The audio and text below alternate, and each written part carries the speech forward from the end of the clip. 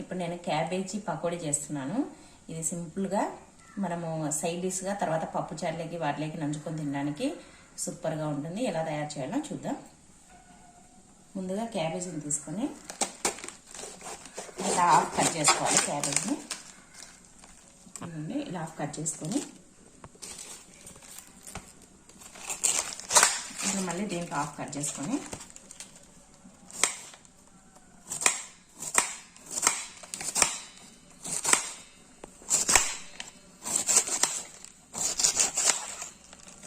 ఇలా పీసెస్గా పలుచగా కట్ చేసుకోవాలి.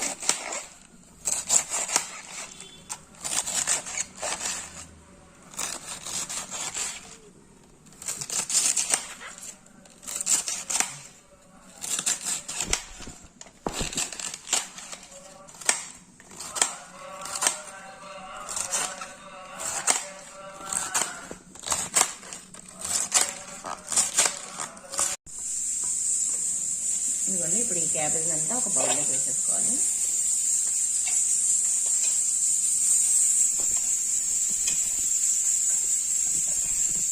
బౌల్లోకి వేసుకొని ఇప్పుడు దీంట్లో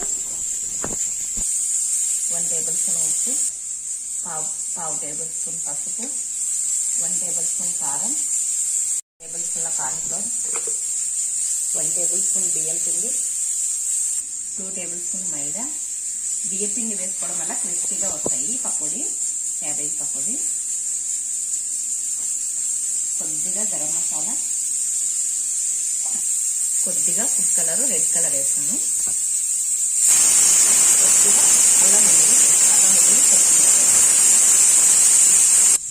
ఇప్పుడు ఇవన్నీ వేసుకున్నాం కదా, ఇదంతా ఈ క్యాబేజ్కి పట్టేటట్టు బాగా కలుపుకోవాలి. వాటర్ వేసుకునే అవసరం లేదు, ఎందుకంటే క్యాబేజ్లోనే తడి ఉంటుంది కదా. ఒకవేళ తక్కువగా అయితే లాస్ట్లో కొద్దిగా వేసుకున్నాము.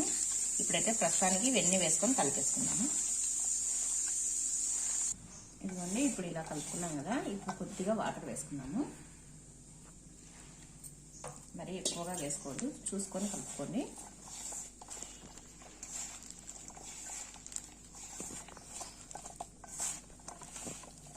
ఇదిగోండి, ఇలా వాటర్ వేసుకుంటే ఇప్పుడు సరిపోయిందండి. ఇంకా కొద్దిగా ఒక 2 డ్రాప్స్ వేసుకున్నాము, ఇంకా కొద్దిగా వేసుకొని కలుపుకున్నాము. మరీ ఎక్కువగా ఉండకూడదు, ఇదైతే సరిపోతుంది. ఇంకా అందుకని ముందు వాటర్ వేసుకోకూడదు. ఈ క్యాబేజీ తడి మనం క్యాబేజీ కడిగి వేసుకొని ఉంటాం కదా, ఆ తడి సరిపోతుంది. ఒకవేళ సరిపోకపోతే చివరిగా వేసుకోవాలి.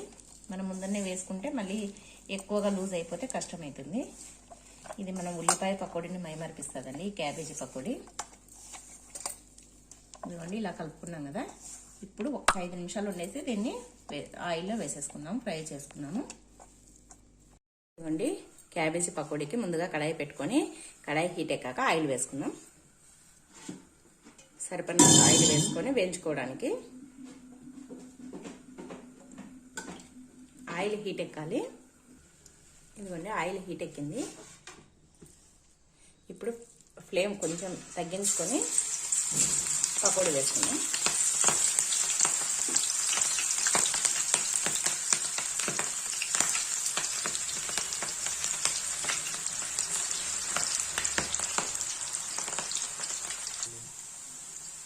ఇదిగోండి, ఇలా మనకు కావాల్సినంత వేసేసుకొని ఆయిల్కు సరిపడినంత. ఇప్పుడు ఫ్లేమ్ కొద్దిగా పెంచుకున్నాం.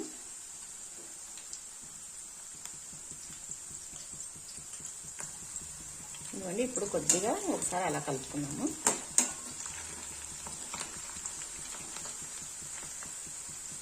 ఇంకా కొద్దిగా కాగాలి.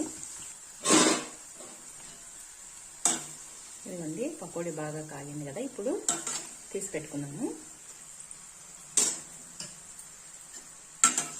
ఇది మనకు పప్పులేకి తర్వాత ఏ పప్పులేకైనా తర్వాత సాంబార్లేకి సైడ్ డిష్గా చాలా బాగుంటుంది ఈ పకోడీ.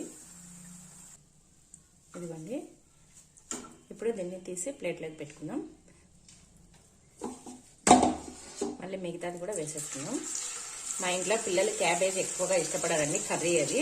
ఇలా పకోడీ చేసి పెడితే చాలా బాగా ఇష్టంగా తింటారు పప్పులేకి నంచుకొని.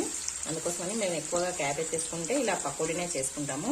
లేదంటే ఇంకా క్యాబేజీతో వెరైటీగా అవి క్యాబేజీ వడలు అలా చేసుకుంటాము. క్యాబేజీ పకోడీ రెడీ అయిపోయింది. ఇప్పుడు పైన కొత్తిమీరతో గార్నిష్ చేసుకుందాం. చూస్తున్నారు కదండి, చూడండి క్యాబేజీ పకోడీ క్రిస్పీగా చాలా బాగున్నాయి. సైడ్ డిష్గా రైస్లోకి, పప్పు చారులోకి, సాంబార్లోకి సూపర్గా ఉంటుంది. చూడండి ఎంత బాగున్నాయో క్యాబేజీ పకోడీ. మీకు ఈ వీడియో నచ్చిందా? మీకు ఈ వీడియో నచ్చినట్టయితే ప్లీజ్ లైక్ చేయండి, షేర్ చేయండి, సబ్స్క్రైబ్ చేయండి, పక్కనే ఉన్న బెల్ ఐకాన్ని క్లిక్ చేయండి.